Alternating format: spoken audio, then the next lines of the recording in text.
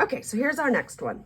So log base 2 of x plus 3 equals log base 2 of 6 minus x plus 3.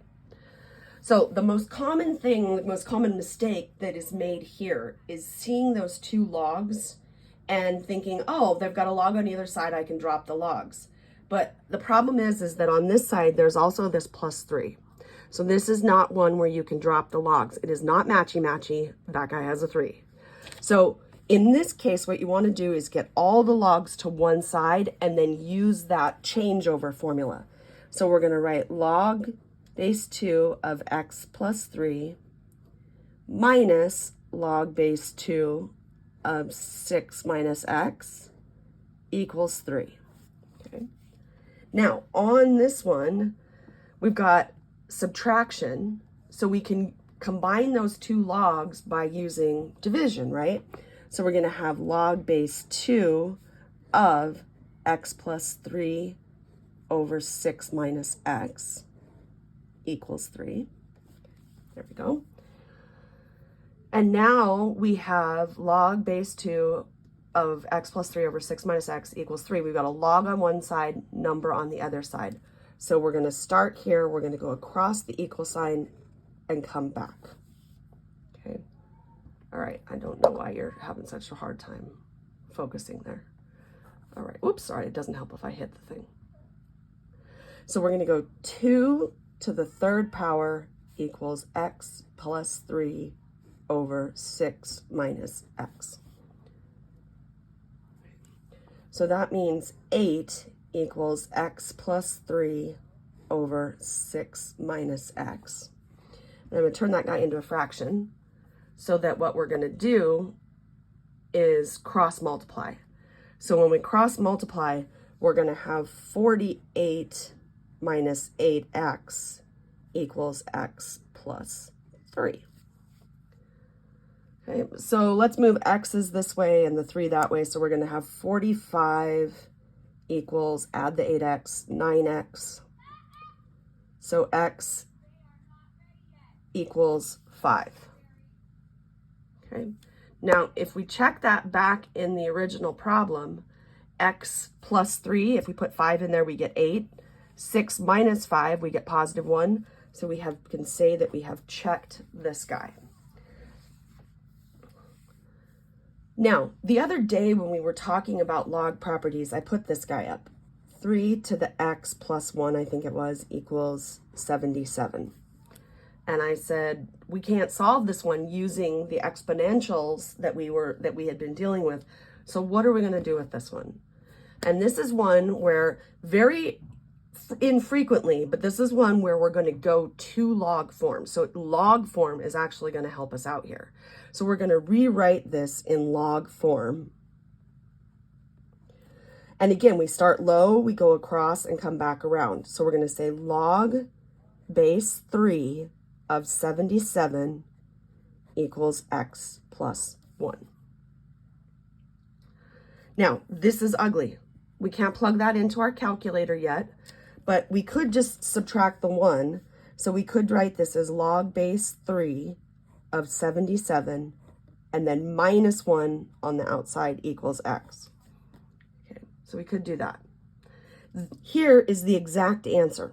So if I say exact, you've shown me the exact answer.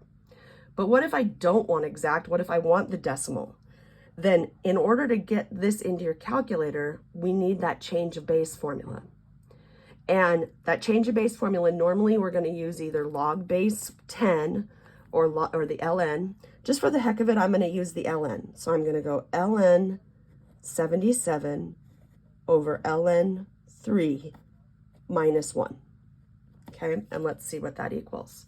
So turn our calculator back on. So I'm going ln 77. I hit enter, divided by ln, was it 3? Hit enter again, and then minus 1. So the answer is 2.95-ish. And there it is in decimal form.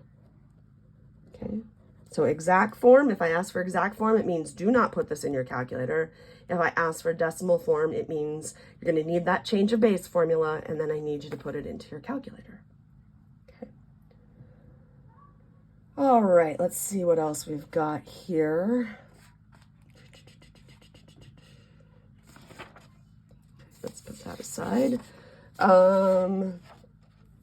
What happens if I gave you 4 to the 3x equals 64 to the x minus 1? No, let's go 2x minus 1. Okay, 2x minus 1. Do we need to go to log form in this one? Or can we solve this without log form? So remember, this is where we started way back, where if we can make the 64 look like a 4, we can get same bases. So 64 is 4 to the 3rd power, and then you have that 2x minus 1.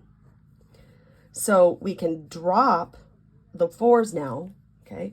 And we end with 3x equals 6x minus 3. Come on, focus there, little buddy.